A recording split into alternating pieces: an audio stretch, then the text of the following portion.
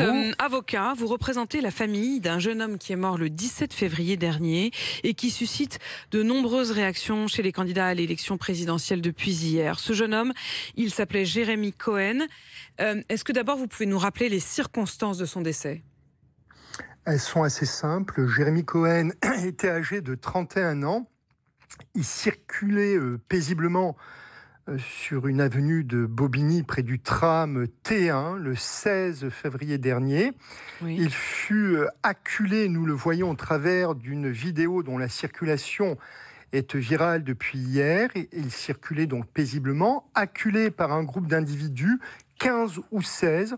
On peut les identifier, en tout cas le nombre et certains visages de façon plus ou moins nette au travers, encore une fois, de cette vidéo, donc acculé dans le renfoncement d'un immeuble, lynché, brutalisé, violenté par notamment un individu qu'on voit arriver rejoindre ce groupe initial, lui porter des coups d'une violence extrême.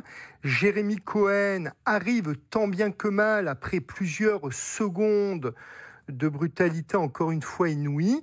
Il échappe à ce groupe d'agresseurs, court et percuté mortellement, violemment et puis surtout mortellement par le tramway T1 et décède quelques heures plus tard à l'hôpital, donc dans la nuit du 16 au 17 février dernier. Franck Serfati, vous parlez de cette vidéo qui est en effet ce qui a relancé ce qui au départ avait été vu finalement comme la mort d'un jeune homme percuté par un tramway, sans que la scène qui a précédé immédiatement ce choc n'ait vraiment été évoquée. On découvre à la faveur de cette vidéo qu'au fond c'est à la famille et vous, leur avocat, d'avoir fait tout ce travail. Ils se sont sentis assez seuls. C'est eux-mêmes qui avaient lancé des appels à témoins, qui avaient mis des petites affichettes partout dans le quartier pour essayer de comprendre ce qui s'était passé avec leur fils, leur frère, Jérémy Cohen. Vous avez raison. Dans un premier temps, la police s'oriente, et d'ailleurs vos collègues, vos confrères du Parisien l'indiquent dès le 17, vers un simple accident de la circulation.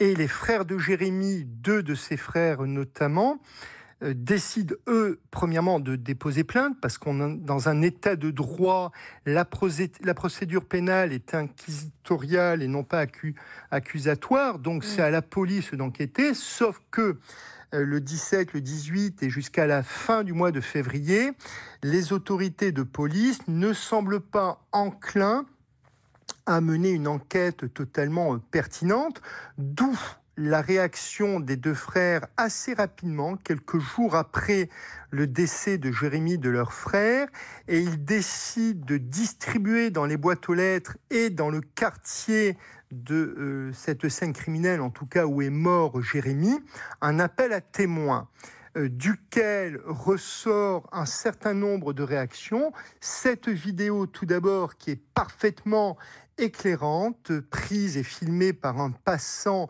témoin de la scène le 16 février aux alentours de 20h, encore une fois, mais aussi des réactions de personnes qui étaient présentes et qui envoient des textos à la famille.